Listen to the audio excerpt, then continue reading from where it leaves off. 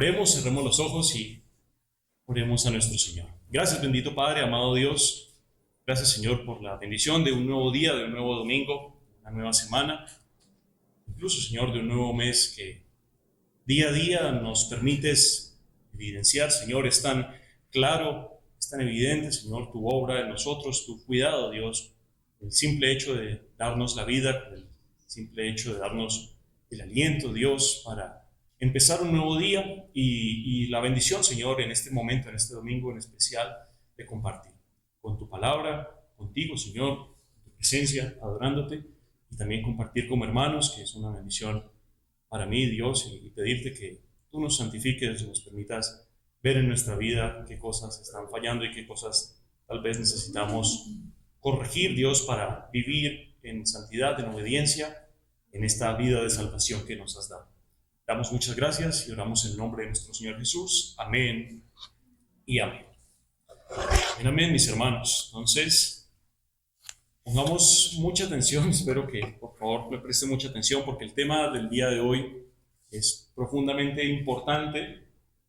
Yo creo que también profundamente básico porque estamos hablando de uno de los aspectos más importantes de la vida del cristiano, que es la salvación. Lo mencionábamos en los himnos, lo mencionamos en la palabra, en lo que leía el pastor Eduardo al inicio, y lo vamos a estar hablando en esta mañana, nuestra salvación. Y fíjense, mis hermanos, nosotros como iglesia creemos, confesamos, predicamos y enseñamos que nuestra salvación no se pierde. Y esa afirmación que acabo de hacer, que nuestra salvación no se pierde, ha impactado mucho al cristianismo y a la iglesia, prácticamente partiéndola en dos bandos prácticamente. Usted va a una iglesia cualquiera y una de las doctrinas fundamentales o una de las posiciones fundamentales que debe tener esa iglesia es con respecto a la salvación. Y partiendo de esa posición, pues tristemente ha hecho mucho daño por la falta de conocimiento bíblico y también por la forma de responder a cuando alguien piensa diferente a nosotros, ¿verdad? Pero como iglesia podemos estar seguros y tener la fe en que cuando nos acercamos a la palabra del Señor encontramos esta gran bendición.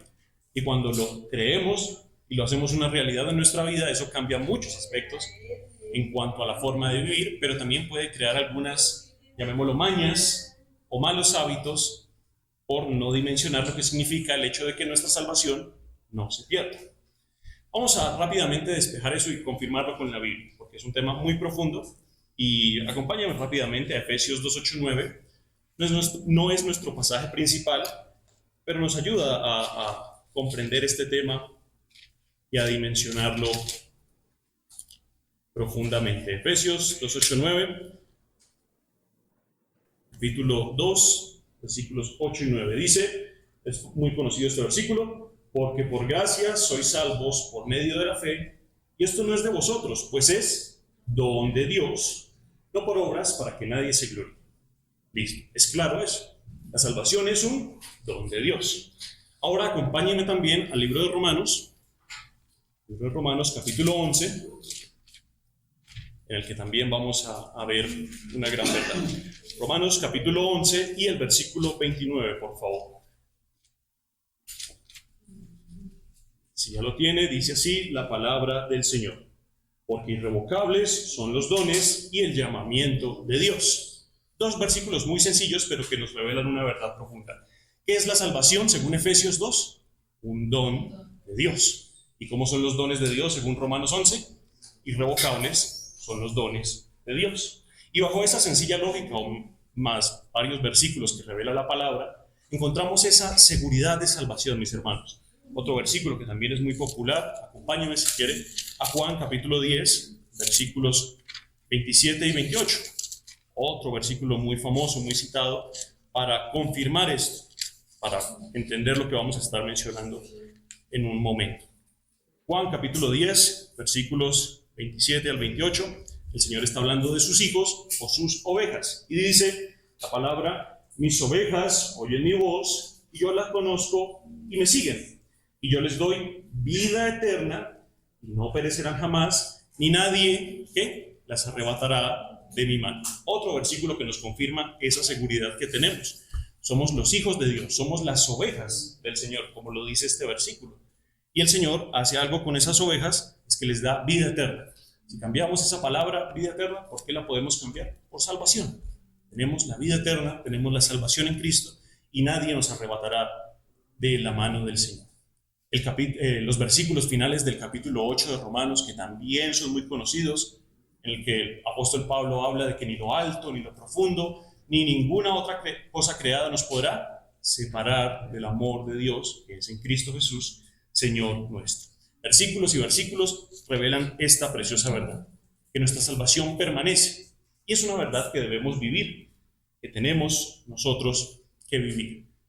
Y fíjense, mis hermanos, a lo largo de la historia de la iglesia, pues siempre ha existido esa curiosidad o esa intriga de conocer y garantizar, tener algo que garantice nuestra salvación. Creo que a todos nos gustaría tener un sellito en la mano que dijera salvo, ¿sí? Y con eso descansaríamos muchas veces de esas dudas que nos acosan, de pensar que no somos salvos o de pensar de que realmente el Señor nos llega a amar.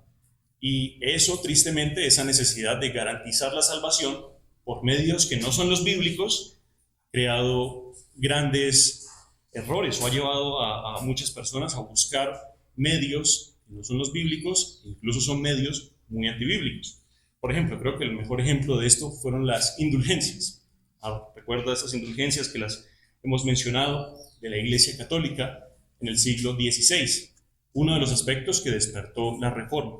Una indulgencia era un documento que certificaba a una persona que pagaba con dinero, ¿sí?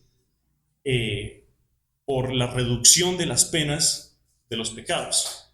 Entonces, alguien perfectamente pagaba, le daban su boletico, su indulgencia, certificando que esa persona había pagado y sus pecados ya habían sido disminuidos, o si pagaba más de lleno, sus pecados habían sido eliminados.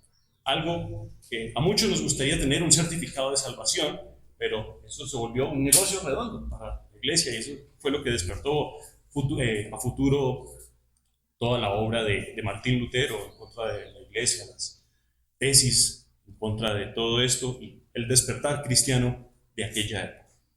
Pero incluso hasta el día de hoy muchos siguen intentando garantizar la salvación. Muchas iglesias se enfocan, por ejemplo, también en el dinero.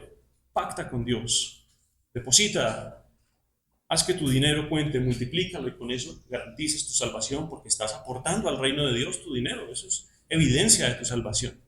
Eso es algo antibíblico. O por ejemplo, la confesión antibíblica. Declara tu salvación. Decláralo. Tú eres un hijo de Dios. Tú eres una hija de Dios. Y son medios modernos que siguen cayendo en lo mismo. En no soportarse en la Biblia, no en soportarse en lo que dice la palabra del Señor, para que certifiquemos, garanticemos y tengamos seguridad de nuestra salvación. Entonces tenemos dos extremos, mis hermanos.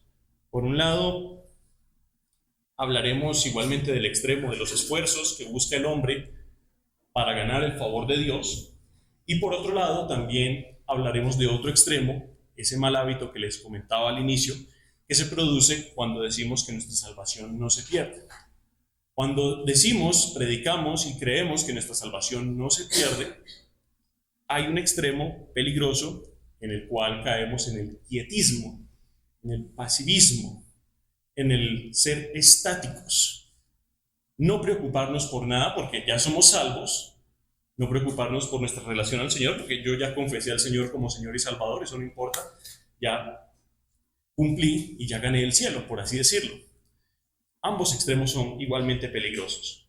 Y cuando creemos que nuestra salvación no se pierde, también podemos llegar a disminuir las responsabilidades que nos da el Evangelio de vivir una vida para el Señor. Entonces, básicamente esos dos extremos. Uno, intentar ganar el favor de Dios por medios humanos, y el otro, abusar de la gracia de Dios, esperando que Él haga todo en nuestras vidas. Así que lo que pretendo en este tiempo, o lo que buscamos, es compartir con la palabra del Señor y ver cuáles son esos medios que nos permiten, con fe, con certeza, decir: mi salvación permanece, mi salvación no se pierde, de acuerdo a lo que está escrito en la palabra. dependiendo completamente de la gracia de Dios, pero al mismo tiempo viendo ese esfuerzo o buscando ese esfuerzo que necesitamos para vivir y para permanecer como hijos de Dios. Lo vamos a ver. Con ello en mente, acompáñenme a la carta de Filipenses, en donde vamos a estar moviéndonos, que va a ser nuestro pasaje principal. Carta de Filipenses, capítulo 2, versículos 12 y 13.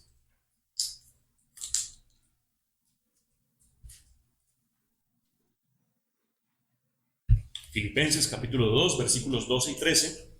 Vamos a leerlos rápidamente porque son solo 2 versículos y después estaremos mirando punto por punto, palabra por palabra si es necesario. Si ya lo tiene ahí, leámoslo juntos. Empieza el versículo 12 diciendo: Por tanto, amados míos, como siempre habéis obedecido, no como en mi presencia solamente, sino mucho más ahora en mi ausencia, ocupaos en vuestra salvación con temor y temblor. Versículo 13. Porque Dios es el que en vosotros produce así el querer como el hacer por su buena voluntad. Amén. Amén, mis hermanos. Entonces, 2 versículos muy sencillos, y algo curioso es que estos 2 versículos son muy usados también por aquellos que piensan que la salvación sí se puede perder y lo utilizan como un argumento. Alguien perfectamente podría coger el versículo 12 y decir: no, es que está muy claro, hermano, ¿cómo se le ocurre decir? ¿No es que la Biblia dice ocupaos de vuestra salvación con temor y temblor? ¿Eso qué significa? Sino que tenemos que esforzarnos por mantener nuestra salvación y cuidarnos de que en algún momento no nos bajen de la nube, por así decirlo, de esa nube de hijos de Dios, de esa nube de salvos, que nadie nos baje de ahí. Pero comprenderemos eso, mis hermanos, que cuando la palabra nos dice ocúpense de vuestra salvación, ocupados de vuestra salvación, no quiere decir ocúpense de ser salvos. Vuelvo y lo repito, cuando la palabra nos dice ocupados de vuestra salvación, no quiere decir ocúpense de ser salvos.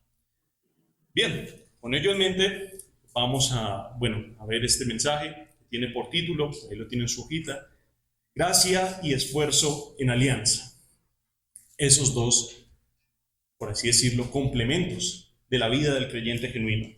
La gracia y el esfuerzo. La gracia derramada sobre nosotros y el esfuerzo que nosotros realizamos en alianza para demostrar, para que evidenciemos cuál es esa vida que puede decir con certeza: mi salvación permanece en Dios. Tenemos una idea principal, como todos los mensajes, y esta dice de la siguiente manera. Le invito a que se la memorice porque prácticamente resume todo el mensaje. Dice de la siguiente manera: la seguridad de salvación nos permite descansar en la gracia de nuestro Dios mientras trabajamos diligentemente en su obra, confiados en que es su poder el que opera en nosotros. Muy bien, mis hermanos, vamos a nuestro primer punto. Escriba ahí, vamos a estar viendo la fuente de la seguridad. La fuente de la seguridad.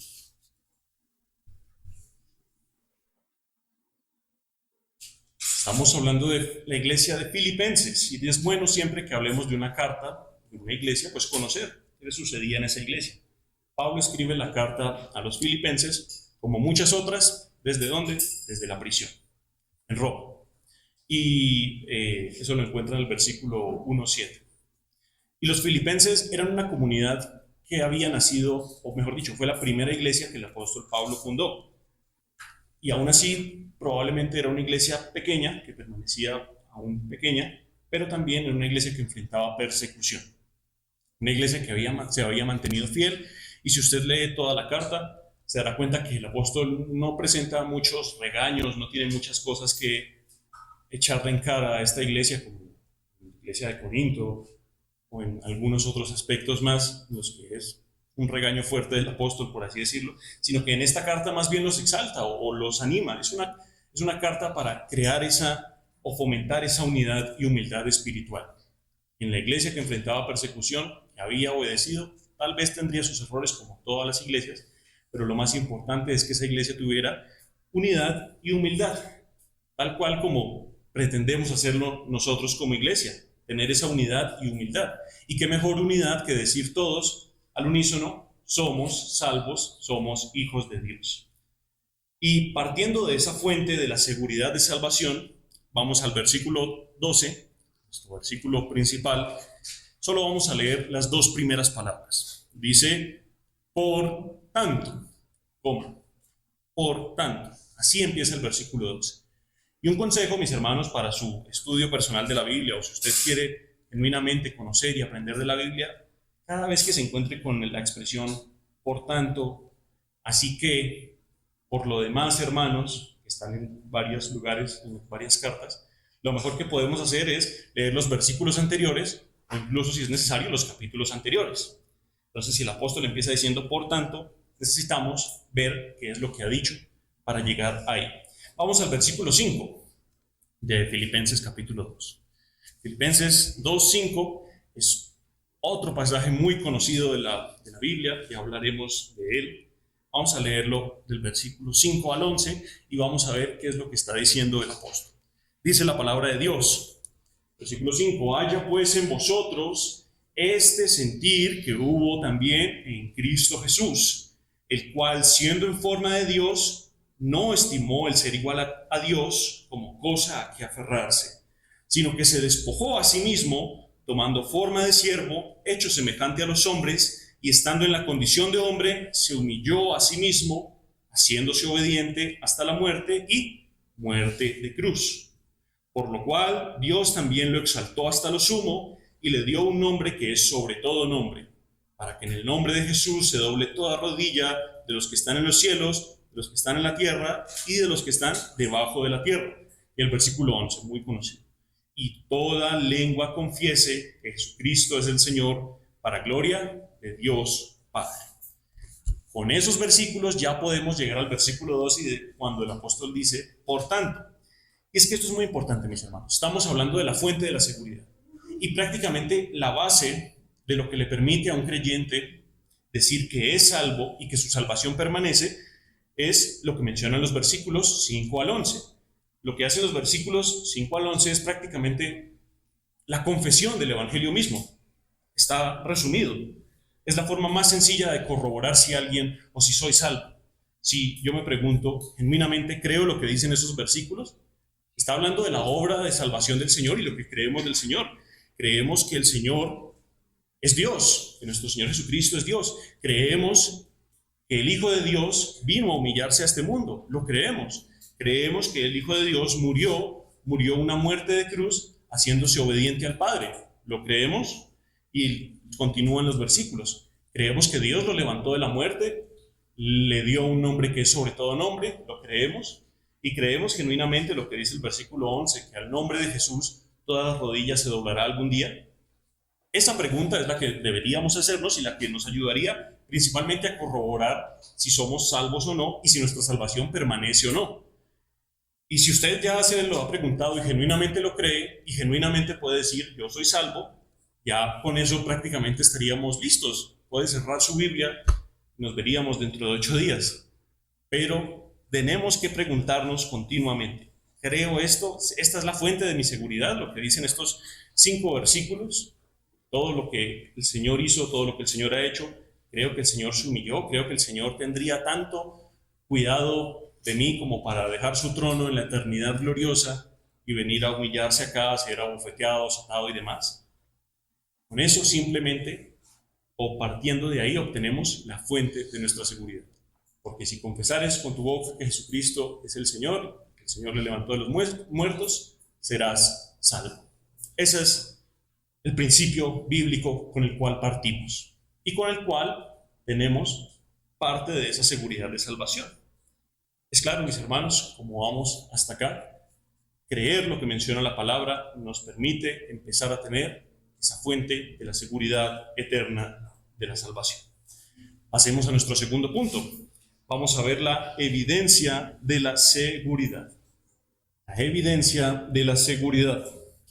Vamos a leer también nuevamente nuestra idea principal. Dice, la seguridad de salvación nos permite descansar en la gracia de nuestro Dios mientras trabajamos diligentemente en su obra, confiados en que es su poder el que opera en nosotros. Es su poder el que opera en nosotros. Entonces, bueno, creemos lo que mencionan los versículos 5 al 11. Amén. Gloria a Dios, así es, esa es la verdad. Y eso nos da, como lo diríamos, un certificado de nuestra salvación.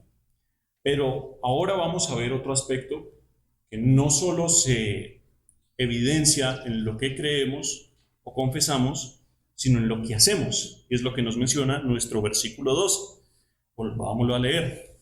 Filipenses capítulo 2, versículo 12, dice así: por tanto, ya sabemos qué es lo que ha dicho el apóstol en la palabra, y ahora viene lo que nos corresponde. Amados míos, como siempre habéis obedecido, no como en mi presencia solamente, sino mucho más ahora en mi ausencia, ocupaos en vuestra salvación con temor y temblor. Listo. Entonces, añadiéndole algunas palabras a lo que menciona la Biblia. Por tanto, como ustedes ya conocen el Evangelio y quién es Jesucristo, obedezcan y ocupaos en vuestra salvación con temor y temblor. Es prácticamente lo que podríamos deducir de todo este aspecto. Y es que, fíjense, mis hermanos, cuando buscamos, no hay que buscar satanizar o menospreciar el esfuerzo que nosotros hacemos para la obra de Dios, porque el Señor involucra al esfuerzo humano, o mejor dicho, al componente humano, en todo lo que ha hecho el Señor para su obra. Pensemos en la escritura de la Biblia, en la inspiración de la Biblia. Efectivamente, Dios es el autor de la Biblia, el inspirado o ha inspirado a los autores por medio del Espíritu Santo. Pero no le quita el mérito, o mejor dicho, no le quita la responsabilidad a los autores que con su puño y letra escribieron los diferentes contextos, fueron aquellos que vivieron las diferentes experiencias, persecuciones, buenos momentos, malos momentos. Y ahí está esa relación de la obra divina de inspirar a través de su Espíritu Santo y el componente humano de usar a hombres como tú y como yo. Las oraciones, por ejemplo. Tenemos el componente divino en que Dios obra siempre su voluntad, de que Dios obra sus milagros, de que Dios obra de acuerdo a lo que Él ha planeado, pero también nos da la responsabilidad y el esfuerzo de orar. Y eso es una pregunta que muchas veces nos hacemos. Bueno, ¿para qué orar si el Señor ya conoce todo lo que va a hacer? Y ahí encontramos ese principio bíblico, el componente divino obrando con el componente humano. Otro aspecto, la evangelización, de la que estuvimos hablando, el pastor Eduardo nos estuvo hablando en los últimos domingos. Nos preguntamos, bueno, ¿para qué evangelizamos si Dios ya conoce a quién va a salvar y a quién no va a salvar? ¿Para qué me molesto yo en salir a la calle o en hablarle a X o Y persona? Volvemos al principio bíblico de la obra de Dios divina, escoger, de dar salvación, que es un don de Dios, ya lo vimos, pero también el componente humano, de que son nuestros labios los que predican el Evangelio, somos nosotros los que vamos o estamos llamados a alcanzar a esas personas. Entonces, ¿lo ven, mi hermano, mi hermana? Es ese componente o esa interacción entre Dios, pero también por su gracia decide incluirnos en sus planes. Y de igual manera ocurre con el proceso de santificación en el que nos encontramos. Amén, el Señor hace todo, el Señor nos dota del Espíritu, el Señor nos bendice, nos da, nos quita cada una de estas diferentes cosas, pero también está el componente humano de ocuparse de la salvación con temor y temblor. Entonces, es este gran esfuerzo con el cual vamos a centrarnos en este segundo punto, la evidencia de tu esfuerzo y de mi esfuerzo. Vamos a nuestro punto A. Vamos a ver que estamos ocupados hasta el cumplimiento total. Entonces, empezamos, bueno, leámoslo otra vez, versículo 12. Por tanto, amados míos, como siempre habéis obedecido, no como en mi presencia solamente, sino mucho más ahora en mi ausencia, la primera palabra, ocupaos en vuestra salvación con temor y temblor. Ocupados, mis hermanos. Una vida cristiana, una vida de salvación es una vida ocupada, una vida que siempre va a tener algo que hacer, o mejor dicho, una vida que siempre va a tener un propósito. Una de las grandes pesares del mundo actual es que no le encuentra un propósito a la vida, y eso ha llevado a relativismos, a depresiones y demás, Pero el cristiano siempre tiene un propósito o algo que hacer con su vida. Y eso es de lo que vamos a estar hablando. La palabra ocupados en el griego viene del griego katergasomai y significa algo que se hace continuamente o una obra que es un mandamiento continuo. ¿Sí? No dice se ocuparán de su salvación o se han ocupado de su salvación, sino ocupados, un infinitivo, como se le llamaría, algo que se debe hacer constantemente. Y la idea es, ocúpense y síganse ocupando hasta el cumplimiento total de su salvación. Y es que la salvación tiene ese componente, mis hermanos, y tal vez sea algo con lo que tenemos que lidiar, que la salvación la recibimos en esta tierra por fe, y creemos que la tenemos, pero también la palabra menciona que esa salvación se revelará ¿cuándo? Cuando llegue el Señor Jesucristo, cuando el Señor vuelva por nosotros. Entonces, amén, creemos que tenemos la salvación, es nuestra, la tenemos en nuestra vida, pero tenemos que esperar y ser pacientes hasta el regreso del Señor Jesucristo, donde esa salvación no aparecerá porque ya la tenemos, sino que más bien se revelará y se completará. Es lo que esperamos cuando el Señor regrese. Pero mientras tanto, ya somos salvos. No pensemos que la salvación solo la obtenemos al final de nuestra vida o cuando el Señor regrese. Ya la tenemos y eso nos lleva a ocuparnos hasta el cumplimiento total. Aquí es donde nos empezamos a preguntar, bueno, yo puedo decir que soy salvo porque estoy ocupado en las cosas de Dios, tengo mi vida ocupada o girando en torno al Señor. Aparte de ocuparnos, vamos a nuestro punto B. Una vida de salvación es una vida en la que estamos temerosos de ofender a Dios. Versículo 12. Habéis obedecido mucho más ahora en mi ausencia, ocupados de vuestra salvación con temor. Haremos ahí. La palabra temor en toda la Biblia, o por lo menos en el Nuevo Testamento, siempre se describe como terror o espanto. Pero cuando miramos eso y hablamos del temor del Señor, pues nosotros no estamos aterrorizados o horrorizados del Señor, ¿verdad? El temor efectivamente se menciona como ese pavor, pero llevándolo a la relación con el Señor, pues siempre lo mencionamos. Es una cuestión de temor reverencial. Ese es el eslogan que siempre se dice. El temor al Señor es un temor reverencial, y es que es la verdad. Proverbios 1:7, el versículo lema del temor al Señor, el principio de la sabiduría es el temor de Jehová. Y el temor del Señor se revela a lo largo de toda la palabra, viendo que es un componente principal de sus hijos o de aquellos que pueden decir con certeza que son salvos. Y lo que buscamos con el temor es genuinamente no estar aterrorizados o huyendo de la presencia del Señor, pero sí genuinamente conociendo quién es Dios. El temor de Dios o el temor de Jehová es algo que cava en nuestras conciencias.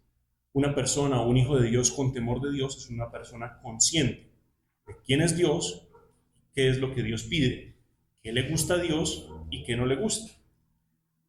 Cuando nosotros ponemos los intereses de otra persona, pues principalmente en el matrimonio, por encima de los nuestros, pues ahí se refleja una relación sana, saludable.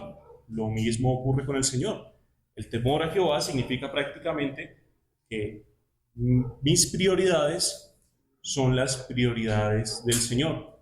Pongo al Señor en primer lugar, pongo sus intereses, pongo sus prioridades, pongo sus gustos, pongo sus disgustos en primer lugar antes que los míos. No es encomendar mis planes a Dios, sino, como lo decimos también, que los planes de Dios sean mis planes, que sea el Señor, que sean sus deseos. Eso es el temor al Señor. No es simplemente agachar la cabeza y decir, oh Señor, tú eres Dios sobre mi vida. Eso es un resultado, claro que sí. Pero el temor del Señor se vive, se siente con una vida que genuinamente pone al Señor de primero. Aparte de estar ocupados, aparte de estar temerosos de ofender al Señor, vamos a nuestro punto C, en el cual también estamos temblorosos ante la presencia de Dios. Si todavía tienes dudas que tu salvación permanece o que de lleno la tienes, Pues nos preguntamos, ¿estoy ocupado en las cosas del Señor? ¿Estoy temeroso poniendo sus deseos como mi prioridad? Y el punto C, ¿estoy temblando ante su presencia? Acompáñenme un segundo al Antiguo Testamento, al libro del profeta Isaías. Vamos al capítulo 66 y leemos el versículo 12. Isaías, capítulo 66, versículo 2, perdón. Versículo 2. 66, 2. Dice de la siguiente manera la palabra de Dios: mi mano hizo todas estas cosas, y así todas estas fueron, dice Jehová. Pero ¿a quién miraré? A aquel que es pobre y humilde de espíritu y que tiembla a mi palabra. El que es pobre, humilde de espíritu y que tiembla a mi palabra. Es un pasaje muy precioso y que nos muestra una verdad muy importante. Muchas veces, mis hermanos, es otro error cuando hablamos de certificar nuestra salvación, es el hecho de pensar que poseemos la salvación de Dios por cumplir con algunas de las obras que el Señor habla en su palabra. ¿A qué me refiero? Si usted sigue leyendo este capítulo 66 de Isaías, el Señor está disgustado con el pueblo de Israel porque cayeron de una confianza del Señor a ser confianzudos con el Señor. Es otro error. Es decir, en el extremo que les hablaba al inicio, abusaron de la gracia de Dios. Y ahí el Señor empieza a decir que el hombre que sacrifica bueyes es como si matara a otra persona, el que quema incienso para el Señor eso no es nada. Y eso es lo que está hablando el Señor, de que ya le disgustan esos sacrificios del pueblo de Israel porque no están viviendo lo principal en sus vidas, temiendo al Señor y temblando ante su presencia. De igual manera, bueno, lo que sucedía en el pueblo de Israel era que, por ejemplo, todo el año yo podía pecar, no importaba si me portaba bien o si de pronto cometía pecados o vivía una vida alejada del Señor. Una vez al año iba al templo, mandaba sacrificar un cordero, una vaca, un toro, cualquier cosa, y con eso ya quedábamos listos. Ya no había ningún problema delante de Dios porque estaba cumpliendo con los sacrificios. Y efectivamente los sacrificios han sido o fueron instaurados por el Señor en la ley del Antiguo Testamento. Pero el pueblo se confió pensando de que eso era lo único que valía delante de los ojos del Señor. Mandar sacrificar un animal, ofrecer incienso, quemar incienso y realizar alguna oración. Pero el Señor los corrige y hace un fuerte regaño en todo el capítulo 66 con respecto a esto, de que el Señor no quiere esos sacrificios si no están acompañados de una vida que refleje esa salvación. De nada nos sirve estar aquí en la iglesia, de nada nos sirve leer la Biblia, de nada nos sirve cantar los himnos, si no tenemos una vida que esté ocupada, temerosa de la presencia del Señor y temblando ante Él. Y eso es una de las mejores formas de certificar aquí en esta tierra o en nuestra vida esa salvación, mis hermanos, esa vida eterna. De que, por un lado, cumplo con lo que el Señor dice, amén, pero por otro lado, vivo de acuerdo a la vida que el Señor quiere. No nos confiemos, no abusemos de la gracia de Dios, mis hermanos. Amén, el Señor yo creo que nos perdona muchas veces de muchos errores que cometemos, pero no pensemos que podemos menospreciar su gracia o abusar de su gracia y menospreciar su santidad por vivir una vida alejada de Él, porque eso finalmente creará un engaño en nuestra vida, pensando que estamos bien con el Señor, o en pocas palabras, que tenemos la salvación, y cuando estemos en la presencia de Cristo, nos va a ocurrir lo que Él mismo dijo de aquellas personas que son hacedores de maldad, y el Señor les dice, nunca os conocí, nunca los conocí. Pero Señor, si yo hice esto, si yo hice aquello, nunca te conocí. Porque no importa que hayas hecho esto o aquello. Lo importante es que lo hagas, claro que sí, pero que esté respaldado por una vida de obediencia temiendo al Señor. Eso es lo que garantiza o nos permite tener esa seguridad de salvación. Entonces, en estos tres aspectos, mis hermanos, para concluir este punto, vemos esa evidencia que corresponde a algo nuestro. Ocupados de nuestra salvación, nosotros somos los que temblamos delante de la presencia del Señor, nosotros somos los que tememos a Dios.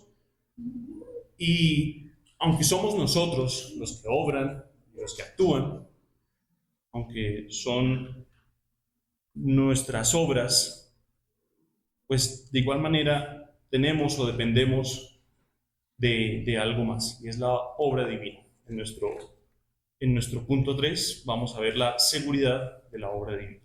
Escríbalo ahí, por favor. Efectivamente, nos estamos esforzando, buscamos que cumplir con estas obras que el Señor nos pide, de ocuparnos, de temer, de temblar ante su presencia. Segunda de Pedro, capítulo 1, versículos 10 y 11, rápidamente lo podemos leer, es un versículo de referencia en el cual es muy parecido al que estamos leyendo en Filipenses. Dice segunda de Pedro, capítulo 1, versículos 10 y 11, por lo cual, hermanos, tanto más procurad hacer firme vuestra vocación y elección, porque haciendo estas cosas no caeréis jamás, porque de esta manera os será otorgada amplia y generosa entrada al reino eterno de nuestro Señor y Salvador Jesucristo. Es muy parecido a lo que estamos viendo en Filipenses. Prácticamente lo que vemos en Filipenses es: hagan esto, ocupaos de vuestra salvación y lo que Dios hace. Dios produce en vosotros el querer como el hacer. Y lo mismo ocurre con el versículo de Pedro. Hagan firme su vocación y elección y el Señor les dará acceso o amplia entrada al reino de los cielos. Vemos esa obra nuestra, pero también la obra de Dios. Y es que es por eso tan importante, mis hermanos, en este punto, que comprendamos nuestra vocación de obediencia se sustenta únicamente por lo que Dios hace de nosotros, lo que Dios hace con nosotros, pero no negamos ese esfuerzo. En nuestro punto anterior, o el punto en el que vemos los esfuerzos nuestros, otro de los argumentos que se suele utilizar para afirmar que la salvación se pierde, bueno, no es tanto un argumento, sino una experiencia, en el que muchas personas dicen: no, hermano, la salvación claro que se puede perder, porque usted no sabe, o yo conocí a alguien, un hermano, o incluso un pastor, que era lo más de juicioso, era la mejor persona del mundo, hizo esto, hizo aquello, obedecía y se ocupaba de su salvación, pero uno lo mira hoy en día y esa persona se alejó, se perdió, está en otra vida completamente alejada de Dios. ¿Qué pasó con ese tipo de personas? ¿Perdieron su salvación? Pero estamos diciendo que la salvación no se puede perder. La misma palabra se responde.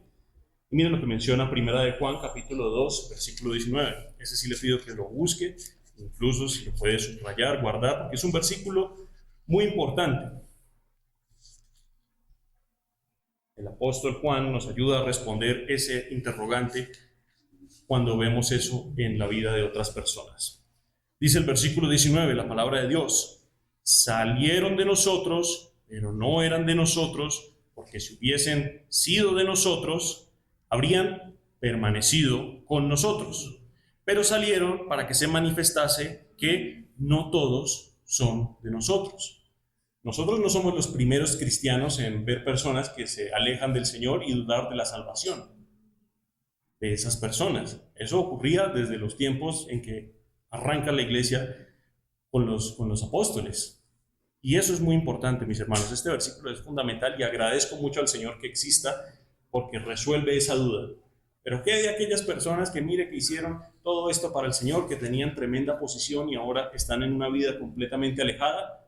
La palabra responde: salieron de nosotros, y si hubieran sido de nosotros, hubieran permanecido. Esa palabra es clave: permanecido con nosotros, que se traduce como hubieran esperado con nosotros o se hubieran quedado quietos con nosotros. En pocas palabras, eso es también lo que el Señor menciona en Mateo 24:13. El que perseverare hasta el fin, este será salvo. Y eso es lo que hacemos, mis hermanos. Permanecemos nosotros como iglesia, como hijos de Dios, y aunque veamos personas que pueden estar aquí un día y al otro día no, lo que evidencia la salvación de una persona no es qué tanto ha hecho, sino más bien qué tan bien permanece o qué tanto está permaneciendo en el Señor. Vuelvo y lo repito porque es muy importante. No garantiza nuestra salvación qué tanto hemos hecho para Dios, sino más bien cuánto hemos permanecido para Él. Y si permanecemos toda nuestra vida, ¿qué nos dice el Señor en Mateo? Que perseverare hasta el fin, este será salvo. Es una verdad muy preciosa, mis hermanos. Somos nosotros los que pertenecemos al cuerpo de Cristo.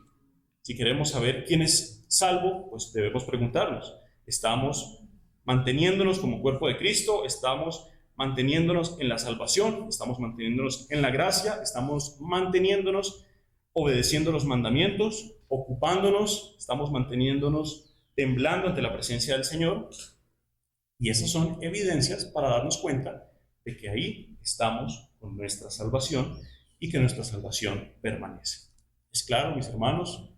Para que entendamos esto, veamos esta profundidad de la palabra.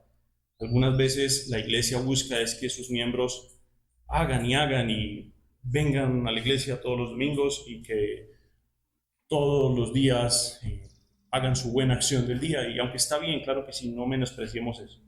Pero la palabra nos dice, no es lo que tanto haga en un día o en un año, sino todo lo que usted permanezca en la palabra, en el amor, en el temor del Señor. Porque permaneciendo como iglesia, nosotros es que evidenciamos que somos los hijos salvos de Dios. Y en nuestro punto en el que obramos de la seguridad de la obra divina, nos tenemos que dar cuenta, mis hermanos, que nosotros no podemos hacer nada por nuestra cuenta. Amén, somos nosotros los que obedecemos y demás. Pero todo eso depende únicamente de la obra del Señor. Dice el versículo 13, que es el versículo principal que acompaña Filipenses capítulo 2, 13. Porque Dios es el que en vosotros produce así el querer como el hacer por su buena voluntad. Amén. Obramos para el Señor. Amén. Nos esforzamos. Amén. Yo temo al Señor. Amén. Yo tiemblo ante la presencia del Señor. Pero, lo menciona el versículo 13, si hay algún motivo por el que estemos enorgulleciéndonos, el Señor toma el versículo 13 y nos pone los pies en la tierra, diciendo, pero el Señor es el que produce en ustedes así el querer como el hacer. ¿Qué produce el Señor? Punto A. Produce el deseo de santidad. Sería imposible para nosotros obedecer si el Señor no nos permitiera obedecer. Sería imposible para nosotros amar al Señor si el Señor no nos permitiera amarlo. Sería imposible para nosotros vivir en santidad si el Señor no produce ese deseo de santidad. Fíjense, mis hermanos, la palabra producir en la Biblia significa, hoy en el griego, energeo, del que viene la palabra energía. Es la misma palabra, solo que en griego. ¿Sí? Entonces, prácticamente lo que dice el versículo es, Dios es el que energiza el querer y energiza el hacer. Dios es el que pone la energía en sus hijos para que vivan de la manera que Él quiere. Y la manera en que el Señor produce ese deseo de santidad no es un elemento mágico, que un día me levanté y genuinamente empiezo a amar al Señor y hago todas las cosas que debo hacer para honrar. No, de producir el deseo de santidad, el Señor usa diferentes medios, pero uno de los mejores o de los que más usa es y lo tengo anotado, la insatisfacción santa. ¿Qué quiere decir eso? Muchas veces se presenta en nuestra vida que tenemos una insatisfacción y deseamos esa santidad en nuestra vida. Cuando nos preguntamos o nos decimos a nosotros mismos, oiga, pero yo quisiera ser mejor persona, quisiera que mis palabras cambiaran, yo quisiera que mis hábitos cambiaran. Y es en parte hasta frustrante, ¿no? Decir, oiga, ¿por qué no puedo tener este tipo de vida? O si en tu hogar, los que son padres, ¿por qué mi familia no puede ser de esta manera? Me gustaría que mi familia tuviera esto o aquello que viene de Dios, el amor de Dios. Me gustaría que mi familia, que mi esposa, que mi esposo tuviera este amor, que mi familia tuviera este deseo por el Señor. Eso es una insatisfacción santa, en la que genuinamente decimos, yo quiero lo que el Señor me ofrece en su palabra. Y es una humilde confesión de que no podemos alcanzarlo por nuestras fuerzas. Cuando decimos, yo quiero ser santo, yo tengo el deseo de ser santo, pero no puedo conseguirlo por más de que yo obre, a menos de que el Señor lo produzca en mí. Otra cosa que el Señor produce, punto B, produce la práctica de la santidad. Amén. El Señor usa nuestros esfuerzos, amén. El Señor usa nuestras obras. Pero el Señor produce ese deseo y también produce la manera en que vivimos esa vida de santidad. Fíjense, mis hermanos, así como los creyentes no se salvan por buenas obras, la salvación por obras no se puede lograr, sino únicamente por la gracia de Dios a través de la fe, de igual manera ocurre con el proceso de santificación. No podemos ser santificados únicamente por nuestras obras, sino por lo que Dios haga con nuestras obras, por lo que Dios hace a través del creyente. Yo podría leer la Biblia de inicio a final, pero si Dios no está delante mío santificándome, pues va a ser un libro más que voy a leer. Pero el esfuerzo nuestro es tomado por Dios y es Dios quien produce la práctica de la santidad. Fíjese lo que menciona Efesios 2:10. Al inicio leíamos los versículos 8 al 9, pero ahora vamos a leer el versículo 10. Efesios capítulo 2 y el versículo 10, después de que la salvación no es por obras para que nadie se gloríe, dice el versículo 10, porque somos hechura suya, creados en Cristo Jesús, para buenas obras, las cuales Dios preparó de antemano para que anduviésemos en ellas. Todo lo bueno que tú puedas hacer u obrar o vivir en el proceso de santificación no es espontáneo, no surgió de la nada o no surgió porque tú lo preparaste, sino surgió porque Dios lo preparó de antemano para que nosotros viviéramos en ello. Podemos pensar en un día común y corriente, todo lo que Dios prepara en un día para nosotros. Nos levantamos, abrimos nuestros ojos y Dios ha preparado de antemano un tiempo para que puedas orar y empezar el día encomendando todo al Señor o dándole gracias. Eso está preparado de antemano y nos corresponde a nosotros aprovechar esa oportunidad o no. Entonces empiezo el día y no oro. Me voy, me levanto, salgo de la casa sin orar, sin encomendar el día al Señor. Perdí una oportunidad que Dios preparó de antemano.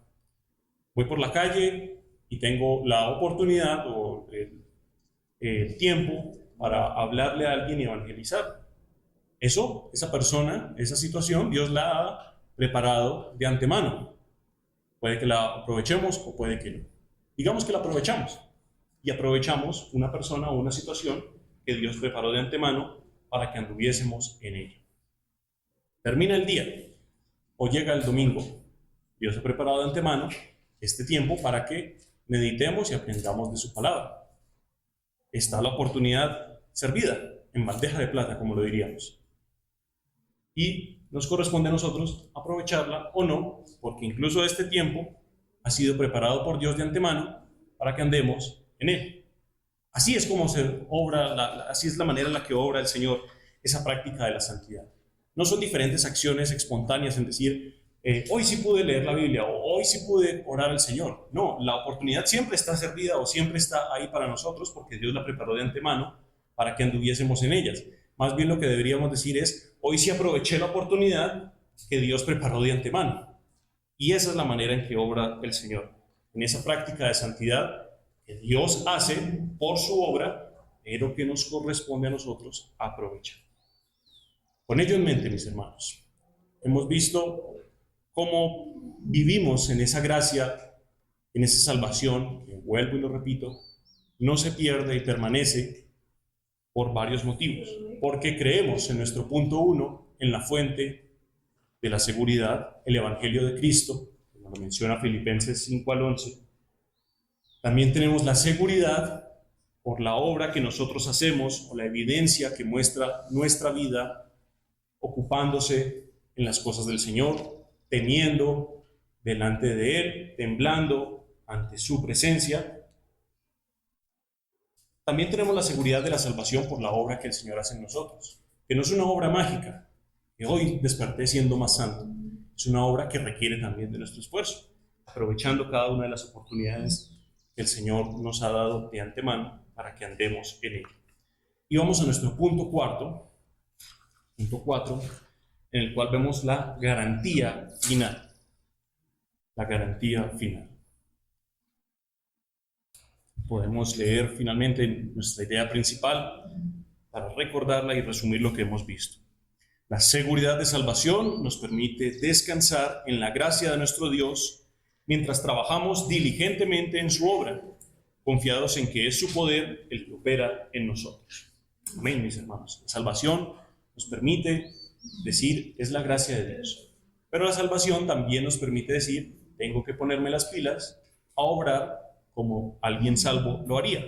Y en medio de ese obrar está el poder del Señor en nuestras vidas. Versículo 13 de Filipenses, nuestro pasaje principal. La parte final, bueno, leámoslo desde el 12 para resumir todo lo que hemos visto. Por tanto, amados míos, como siempre habéis obedecido, no como en mi presencia solamente, sino mucho más ahora en mi ausencia, dice Pablo, ocupaos en vuestra salvación con temor y temblor, porque Dios es el que produce en vosotros, así el querer como el hacer, por su buena voluntad. Y es que la garantía final, mis hermanos, de que nuestra salvación está ahí en nuestras vidas, de que nuestra salvación permanece ahí, de que la vida eterna nos satura, por así decirlo, es la buena voluntad de Dios. Cada elemento que nosotros hemos visto en esta mañana, la vida eterna, la obra, todo lo que el Señor hace, se debe únicamente a la buena voluntad del Señor. Ponga la atención a este párrafo. Fue la buena voluntad del Señor hacer lo que dicen los versículos 5 al 11. Fue la voluntad del Señor enviar a Cristo. Fue la voluntad de Dios que permitiera vivir a Cristo como un siervo, que se humillara. Fue la voluntad del Señor la que sacrificó a Cristo en la cruz. Fue el Señor. Fue la voluntad del Señor la que lo levantó de los muertos. Fue la voluntad del Señor la que lo exaltó a lo sumo y le puso un nombre sobre todo nombre. Y fue la voluntad del Señor en que en ese nombre tengamos vida eterna. De igual manera, no solo fue voluntad del Señor con Cristo, sino es la voluntad del Señor contigo y conmigo, mi hermano. Es por su voluntad.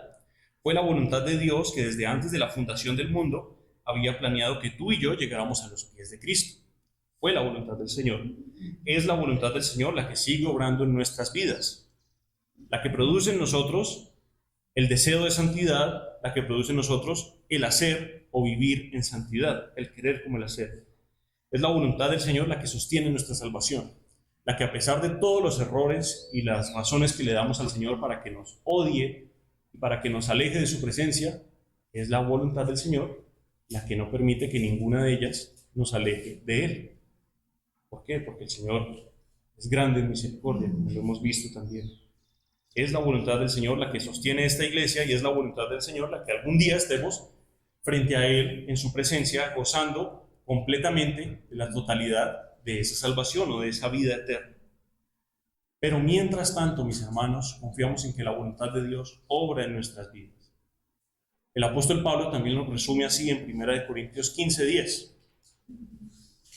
Búsquelo un segundo, por favor. 1 Corintios 15:10. Dice de la siguiente manera: pero por la gracia de Dios soy lo que soy, y su gracia no ha sido en vano para conmigo. Antes he trabajado más que todos ellos, dice el apóstol Pablo. Pero ¿quién? No yo, sino la gracia de Dios conmigo. En el pasaje completo está el apóstol contando prácticamente su experiencia de cómo llegó a ser apóstol. Y dice el versículo anterior que él no merece ser llamado apóstol porque persiguió a la iglesia. Recordemos la historia de cuando era Saulo de Tarso, antes de ser Pablo, apóstol de Jesucristo. Y cuando era Saulo de Tarso, ¿qué se dedicaba a hacer? A matar cristianos y a perseguir a la iglesia.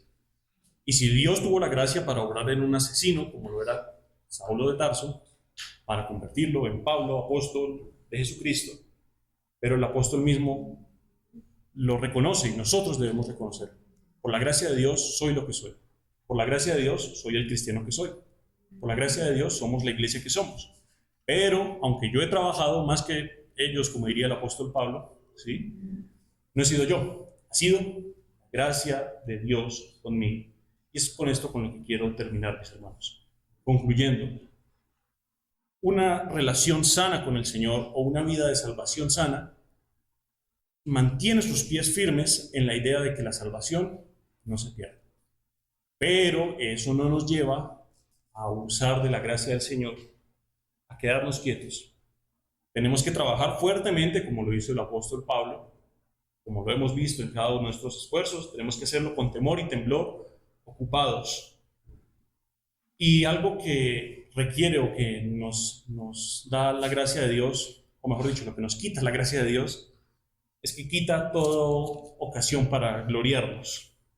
No hay ninguna gloria para nosotros en la santificación, mis hermanos. A mí me gustaría decir, no, yo soy el cristiano que soy porque yo he hecho esto, aquello y aquello. Tengo esta posición, he hecho esto, aquello, he evangelizado tantas personas, tanto he hecho. Pero no hay ninguna gloria para nosotros en la salvación del Señor. Dios nos regala muchas cosas, pero una de esas cosas que no nos da nunca es la capacidad de jactarnos delante de su presencia. No por obras, para que nadie se gloríe. O de darnos golpecitos en la espalda y decir, qué bueno que soy yo. No, el Señor se toma o tiene el derecho a tomarse toda la gloria, y comprendemos de que desde el momento en que Él nos ha salvado hasta el momento en que estemos en la presencia del Señor glorificados, todo es de Él, por Él y para Él. Es para su gloria, mis hermanos. Y en esto quiero que meditemos esta semana, si es posible, en este momento, en que todo lo que tú puedas hacer esta semana que viene en cuanto a obrar para el Señor, busquemos darle la gloria al Señor por todo. Amén, mis hermanos. Son nuestros oídos los que oyeron la palabra de Dios. Fueron nuestras bocas las que confesaron el nombre del Señor Jesucristo como Señor y Salvador. Son nuestros pies los que caminan llevando el Evangelio. Son nuestros pies los que llegan a esta iglesia. Son nuestras manos las que se esfuerzan por obrar para el Señor, o son nuestros ojos los que se cansan, son nuestras energías las que se agotan en la obra de Dios. Pero no podríamos hacer ninguna de estas cosas si Dios no produjera en nosotros el querer como el hacer por su buena voluntad. Si Dios no produjera en nosotros esa salvación que permanece. Si Dios no produjera en nosotros ese deseo de santidad. Para finalizar, me gustaría que leyéramos el Salmo 138.